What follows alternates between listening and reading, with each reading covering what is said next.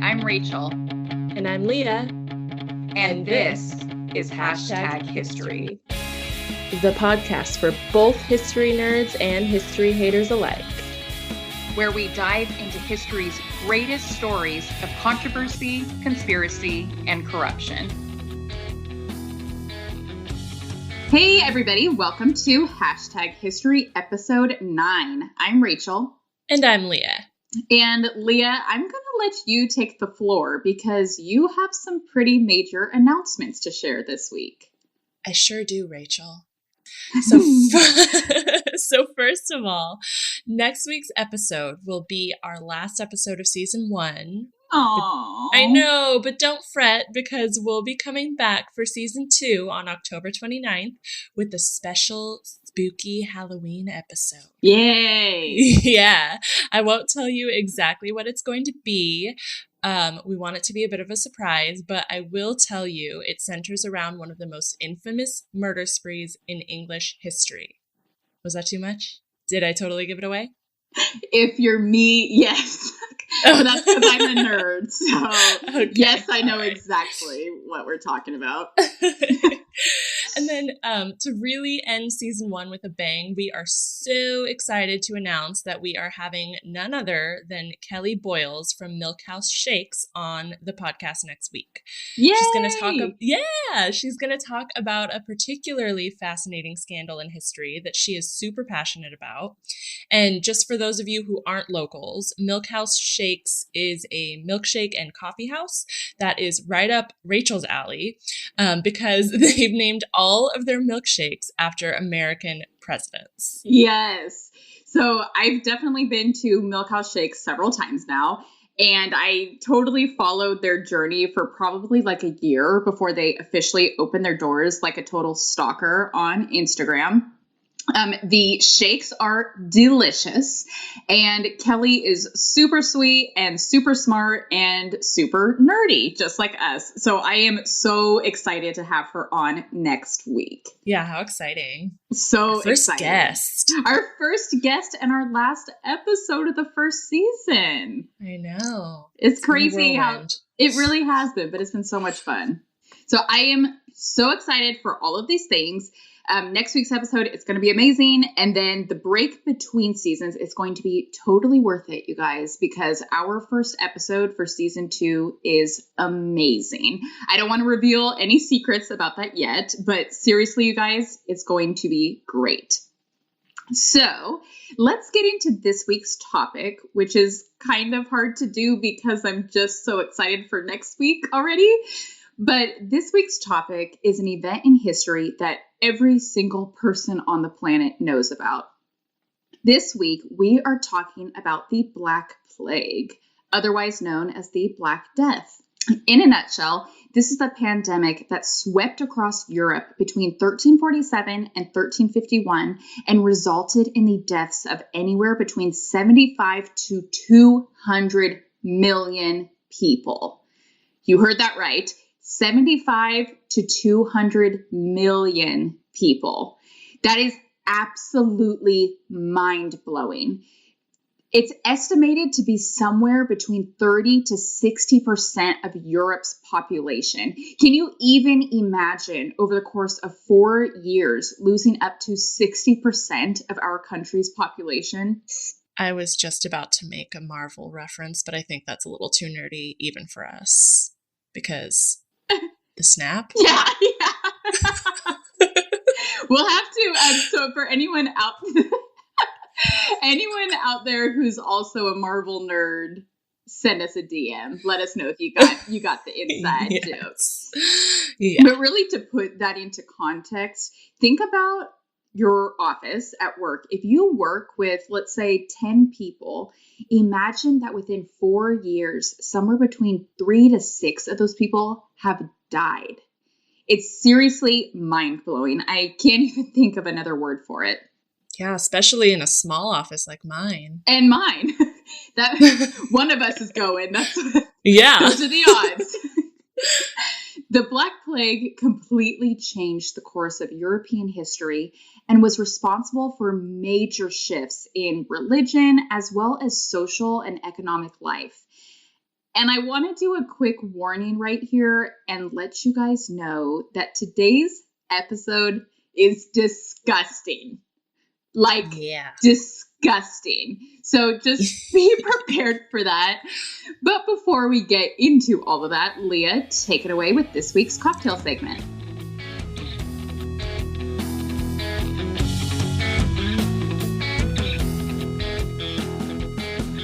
Yay! Disgusting disease. Sounds like a good time to drink. Woohoo! Okay, so for this week's cocktail, Rachel definitely had to help me out because I was all over the place and couldn't make up my mind. So kudos to you, Rachel, for being my rock. Seriously. Yay. Thank you. This week's cocktail is really taking the Black in Black Plague literally. We're both drinking the Black Widow cocktail, or at least a version of it. I found like 12 different versions of it online, but I like this one because it's simple and I'm super excited. So this cocktail is super easy to make. So if I like it, I'm excited to have another 2-ingredient cocktail in my arsenal. Yes. So the Black Widow is made up of 2 ounces of black vodka and 3 ounces of cranberry juice. Some recipes I saw called for blackberry juice instead of cranberry. Some said layer the vodka on top. Others said shake and pour over ice. But let's be real. It's essentially a vodka cranberry. Yay. But with black vodka for looks, which is just totally fine by me. Love it. Yes. And I love a vodka cranberry because truthfully, when I was like exactly 21, this was pretty much all I knew how to order at a bar. Oh, yeah. So how did you make yours? Did you end up like mixing it or did you try layering it? This is what I did. Poured the shots in, poured the cranberry juice over it, let it mix itself. Yeah. Yeah. Sounds that's what I did. Okay. Well, there's not a cool backstory to this one, unfortunately, but bottoms up. Bottoms up. Cheers. I know we need a drink today, so really take a couple chugs, Rachel. Yeah, I'll talk to you guys in like, give me 5 minutes. So good. Yeah, it's pretty much just tastes like a vodka cranberry. It's a classic, though. Yes. And you know what? Actually, it being a classic is totally perfect for the theme of this week because we're talking about the Black Plague. Everybody knows about the Black Plague. Everybody knows about the vodka cranberry. Would you look at that? We drew a connection. There was the connection, guys. All right. So I think that most people know how the Black Plague started, right? Leah, I'm sure you know. Something about rats, right? You're on it. So, as everybody knows, the Black Plague was carried by fleas that lived on rats. See, it's already disgusting, guys. Now, when we talk about the Black Plague, we are talking about when this pandemic swept across Europe. But this plague, the bubonic plague, it actually began in China. There's evidence written on gravestones throughout the years of 1338 and 1339 that this horrific plague claimed the lives of an estimated 25 million Chinese people during that time period. So how did the plague get to Europe? I think most people know the answer to this as well. It came over on ships on those fleas that were on those rats. Or so we're told anyway. There's always going to be different theories, but the most widely believed theory is that the plague arrived in Europe in October of 1347 when ships arrived at the Sicilian port of Messina.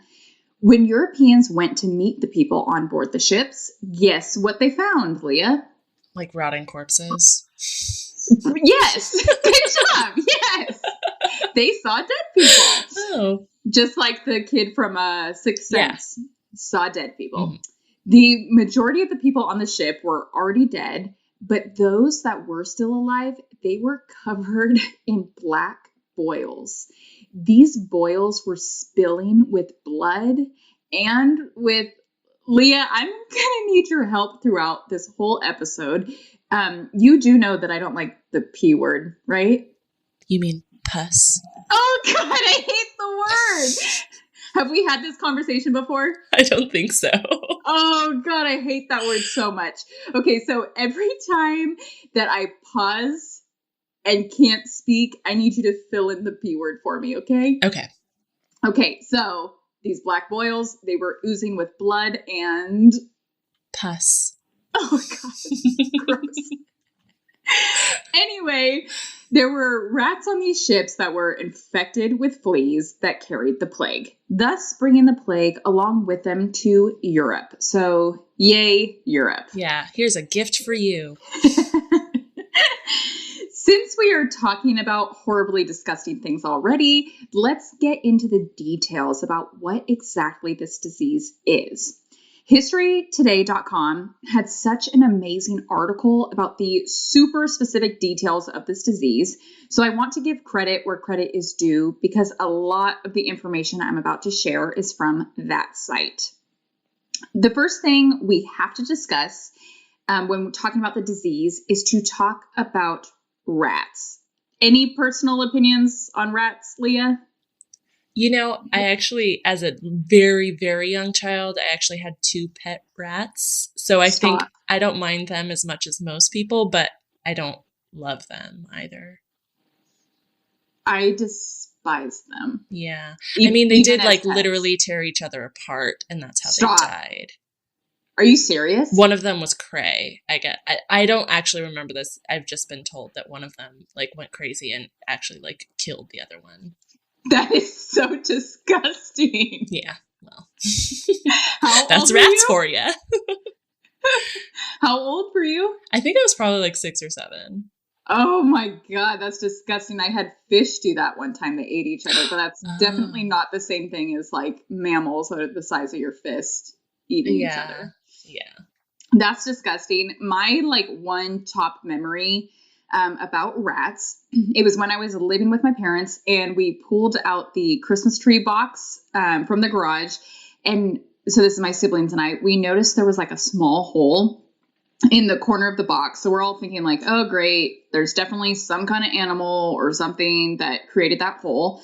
But obviously this box had been in the garage for like 10, 11 months at this point. So we were not expecting at that very moment for a rat to come running out of the box.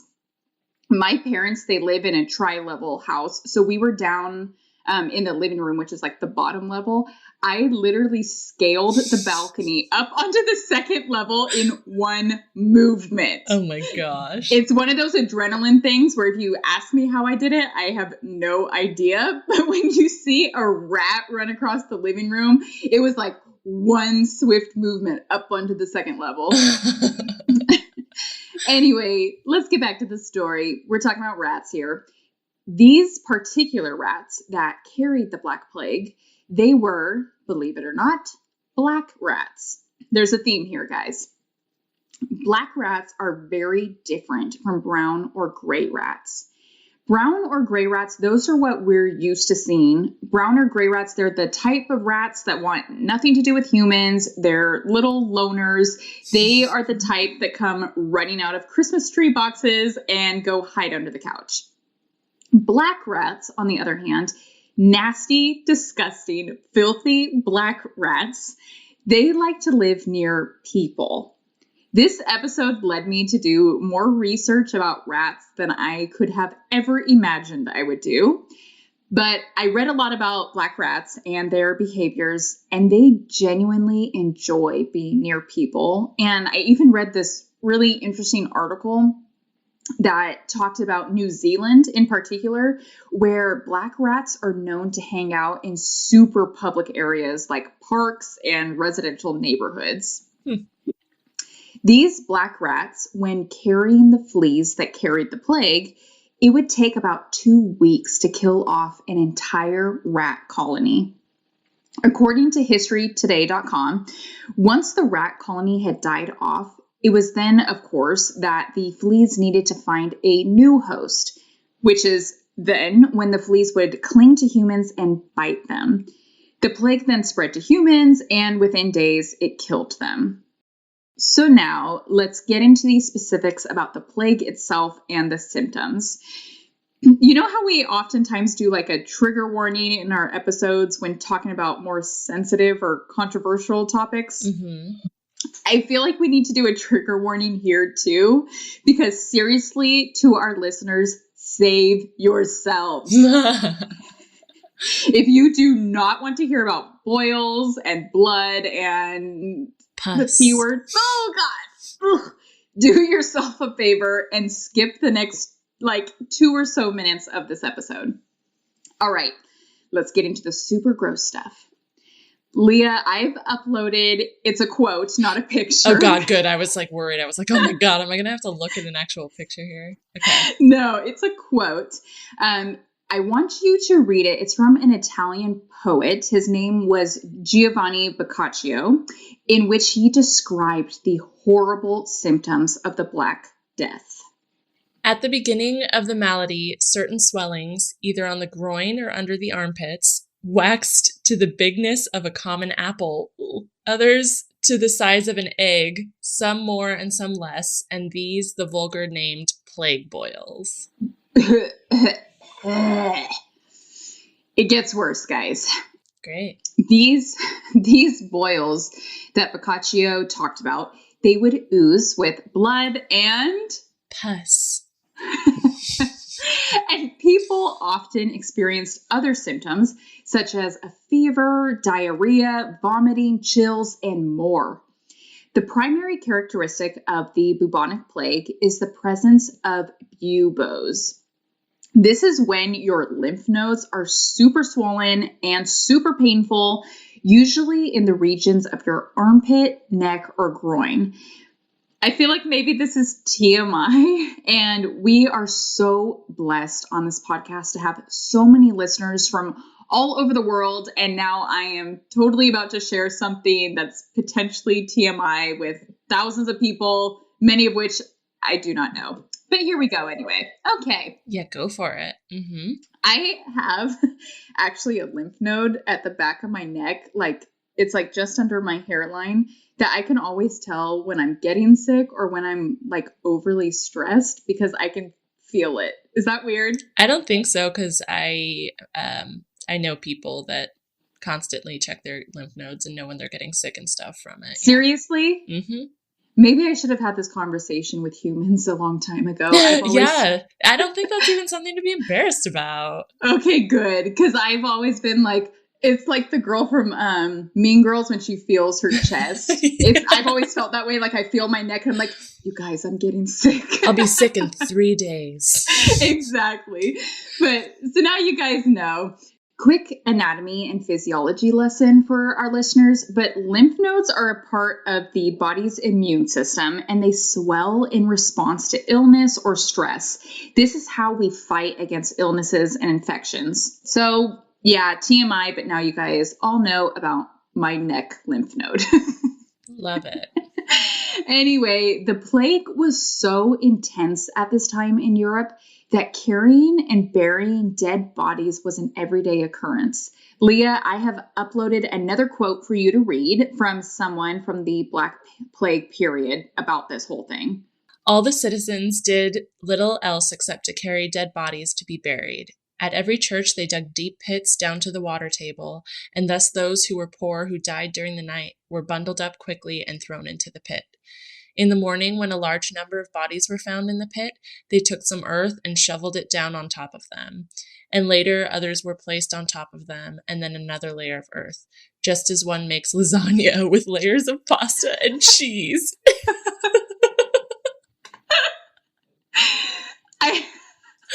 Oh my God, what a freaking disgusting comparison. It's cool. I'm never going to eat lasagna again, so... God, why is this episode so disgusting? Oh my God, because it's the Black Plague. It's disgusting, guys. Okay. There was no understanding at the time about how this plague had spread from person to person, countryside to countryside. We now know today about contagious diseases. We know if we're sick and we cough all over our friends, it's very likely they will get sick as well. We know if we send our kid to school when another kid in their class has lice, it's very possible our kid will come home with lice too. We've all seen the movie Contagion, right? You've seen it, right, Leah? I don't think I have. Oh, God. Oh, you guys, if you have not seen Contagion, you need to watch it. It has Kate Winslet, Jude Law, Matt Damon. I can't even think of who else is in it, but there's so many A-list actors in there that this movie, so it's called Contagion. That's your homework. Go watch it. You will love it. Okay. But it shows how easily a disease can be spread and how fast and fatal that disease can be. During the Middle Ages in Europe, people had no idea nor understanding about contagious diseases. Rather, they often blamed the disease on God or fate. In fact, there is a quote from a medieval doctor in which he stated a common belief that the plague was transmitted from one person to another when the evil spirit escaped from the eyes of a sick man when he made eye contact with a healthy man nearby. It sounds kind of crazy now, but I get it. Every single day, we are making such huge advances in medicine, in technology, and this just simply was not available at the time of the Black Plague. Yeah, I mean, like, they didn't know what lymph nodes were, so it's not surprising. And I'm very familiar with lymph nodes, guys.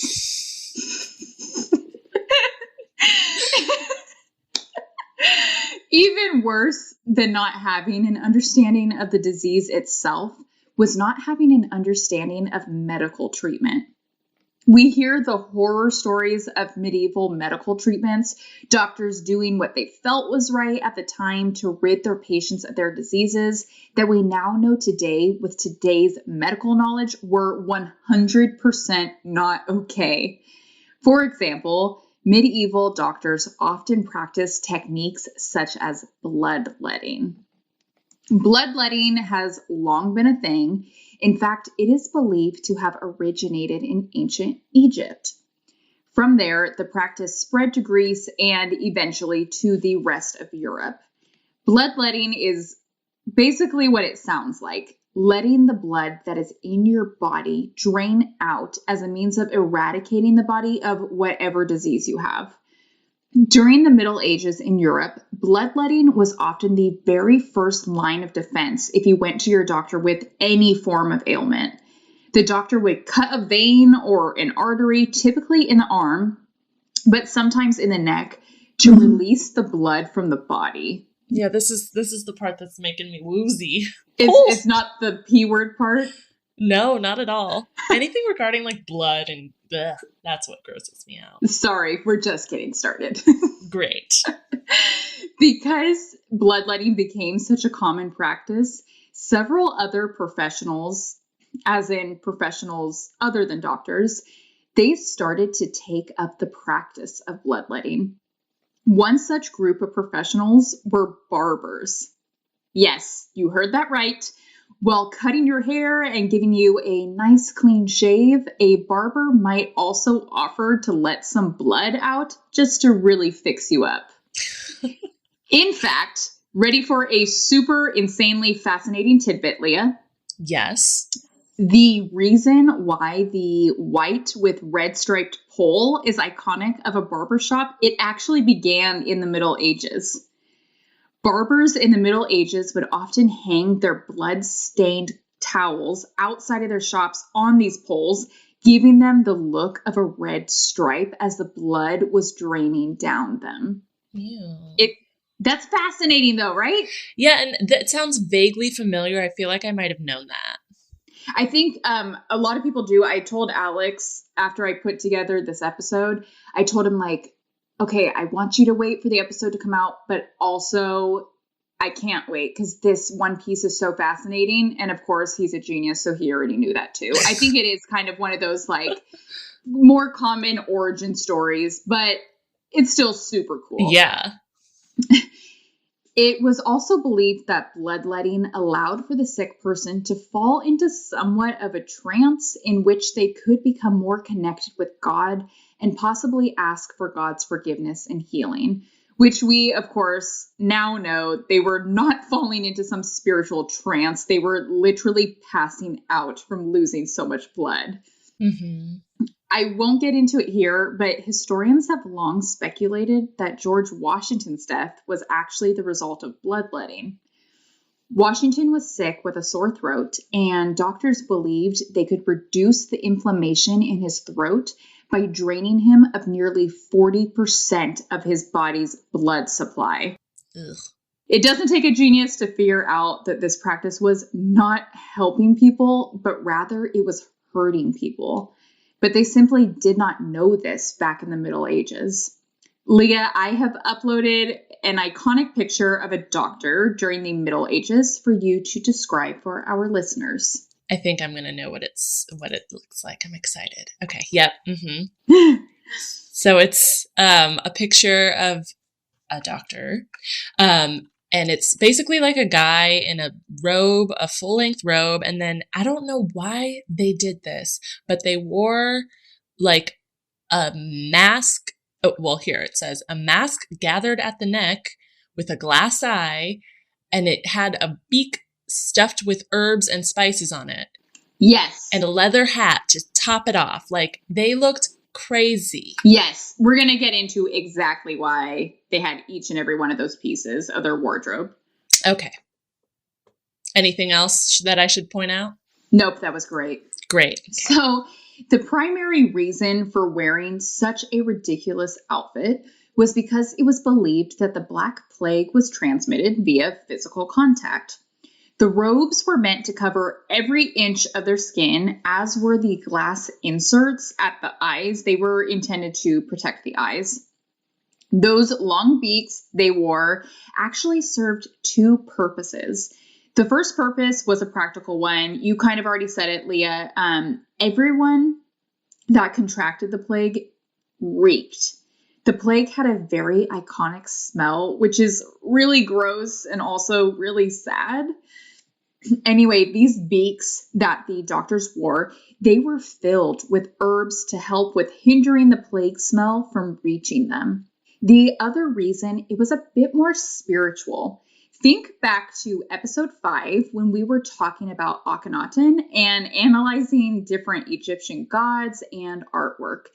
The beaks that medieval doctors wore were actually meant to resemble the Egyptian gods and were intended to scare away the disease. I know if I saw a doctor like that, it would certainly scare me. Mm-hmm. Europeans began to associate the look of the plague doctor with death. When you saw that big beak coming at you, you knew that death was just around the corner. Now, let's talk about the ways in which the Black Plague affected society. Imagine if 60% of the population died off and what that would do to jobs, agriculture, supply and demand, and more. Huge areas of the country were completely vacated, either because the people had died or because the few surviving people freaked out and fled to somewhere they thought might be safer and provide greater protection from the plague. This is a quick History 101 lesson, but do you remember the general construct of serfdom and feudalism in Europe, Leah? Yes. So this is taking me back to the second grade, or very near it. Yeah, that sounds right. Mm-hmm.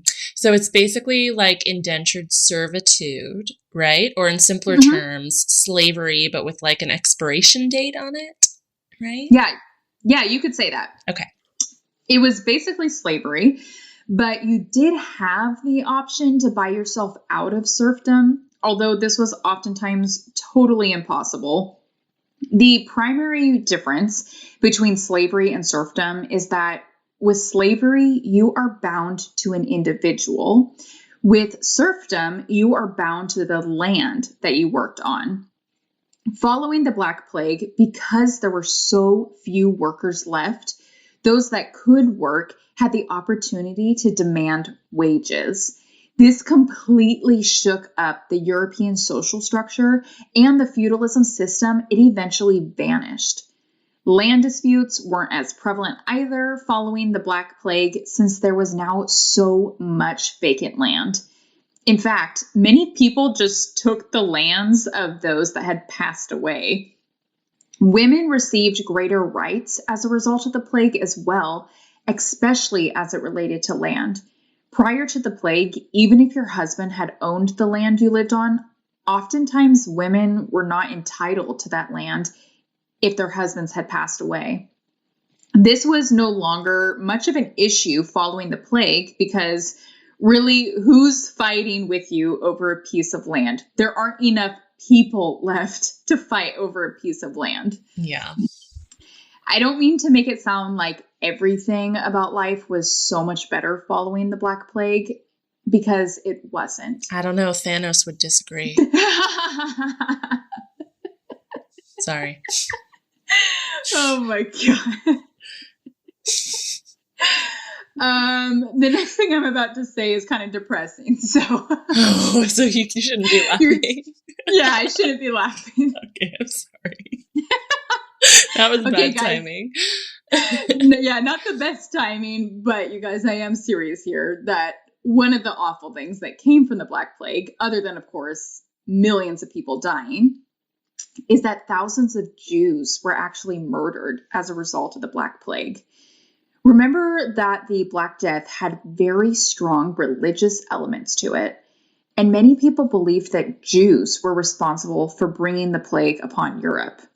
Thousands of Jews were killed, and thousands more relocated to Poland to escape prosecution. Woohoo, go Poland! Go Poland.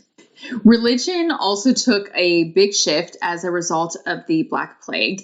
Like I mentioned earlier, many Europeans believed that this plague was brought on by God as a punishment for their sins, and the only way to cure the country of the diseases was to beg for forgiveness.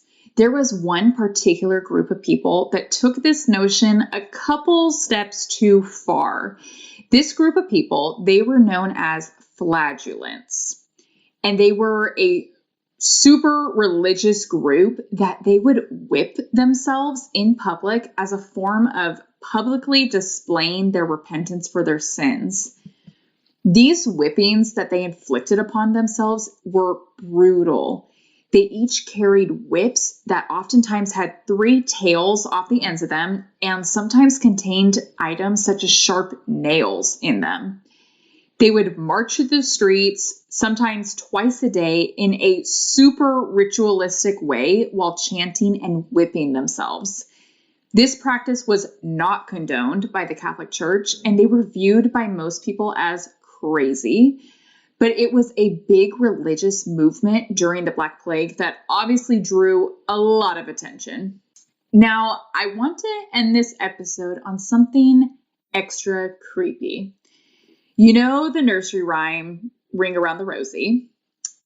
This song has origins going back to the late 1700s, and it has long been speculated that this nursery rhyme was actually written about the Black Plague. So we all know the rhyme, ring around the rosy, a pocket full of posies, ashes, ashes, we all fall down. Well, I wanted you to sing it, Rachel. Not gonna happen tonight, guys. Okay, sorry. Not performing tonight. Okay, let's go line by line through that nursery rhyme. So, ring around the rosy, that represents the boils on the bodies. Pocket full of posies references the herbs used to ward off the disease, much like those that were stuffed in the noses of the plague doctors that we talked about earlier. And ashes, ashes, we all fall down, obviously refers to the eventual death of someone inflicted by the plague. Oh, hey, and something else to keep in mind and to freak out about. The bubonic plague is not a thing of the past. It is still a very real thing to this day. And it can still be just as deadly, even though we have so many advances in medicine, such as antibiotics. In fact, The most recent case of the bubonic plague in the United States occurred only last year in 2018 when a 14-year-old boy in Idaho contracted the illness. Don't worry, he's okay, he recovered.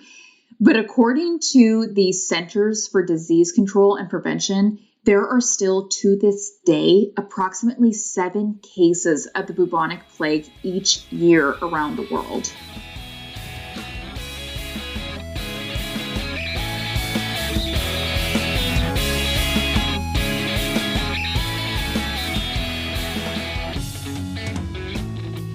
All right, guys. So that was gross.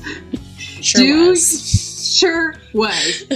Do yourself a favor, do your family and friends a favor, and go wash your hands. Wash your clothes, wash your sheets, and check your Christmas tree boxes for rats. Oh my god. Other than that, thank you so much for tuning into this episode of #History. We will have a link to our website in the show notes so you can see the picture of the plague doctor that Leah described. We will also post that picture to our Instagram. The link in the show notes to our website is also where you can go to see all of our sources we used to put together this episode. If you enjoyed the episode, do us a favor and subscribe to #History on whatever podcast platform you use. Share it with a friend and give us a rate and review. And be sure to check us out on Instagram at #history_podcast. Whew, I'm always so happy when I get through that. You nailed it. Yeah.